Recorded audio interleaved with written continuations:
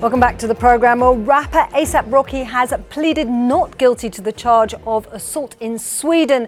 And that's attracting international attention after US President Donald Trump demanded his release on Twitter. Well, Alex and the Cube team have that story.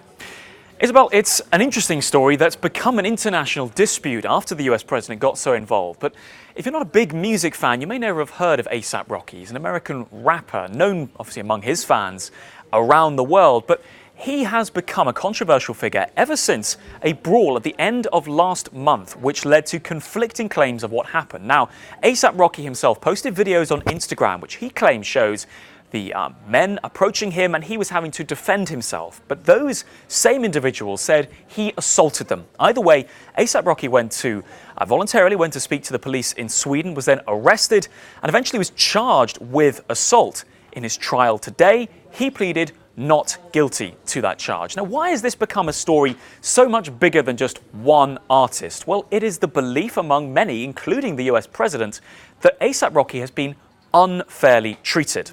And Donald Trump took to Twitter repeatedly to put pressure on the Swedish authorities, starting at the beginning saying that he was speaking with the Swedish Prime Minister, saying here he'll personally vouch for ASAP Rocky's bail. Of course, Sweden doesn't have a bail system, but really speaking up here. Then he returns just about 5-6 days later to Twitter to demand that Sweden gives ASAP Rocky his freedom, to say how disappointed he is that the Swedish Prime Minister hasn't intervened in the case and given him, ASAP Rocky, his freedom. The broader issue here, people in America, including Kim Kardashian West, of course Kanye West's wife, she believes and has said that ASAP Rocky has been poorly treated, mistreated in this. But there has been a big backlash in Sweden, Isabel, with a former Prime Minister tweeting to say the law applies to everyone. Carl Bildt here saying Donald Trump cannot intervene. And in fact, the ambassador to America, again, reiterating that the Prime Minister of Sweden, even if he wanted to, cannot get involved in the independent